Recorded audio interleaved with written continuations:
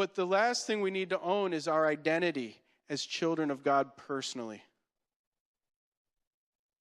You see, the enemy knows who we are, sometimes better than we know.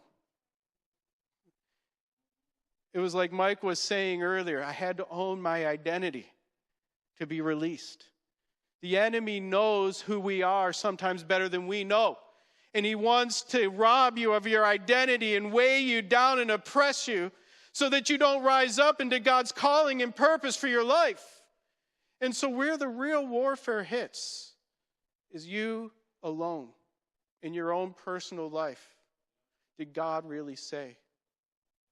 God doesn't love you, and neither does anybody else. You're not worth anything. There's no hope for you. Your situation is impossible. Your life is impossible. You might as well curse God and die. You see, where we overcome principalities and powers is when they come right into our own life and try to tempt us to lose heart and to lose passion and lose fire and lose hope. And start to reinterpret our lives to not be able to see how lovely are your tents, O Jacob. See, every one of us here needs to reinterpret our lives according to our identity in Christ and reawaken to who we are in Him. We need to find our identity in Christ so we're free to love others like Jesus loved us, so that we don't say, whoa, they were mean to me, I'm going to be mean back. See, the enemy knows that his only hope is to divide and conquer. To divide and conquer.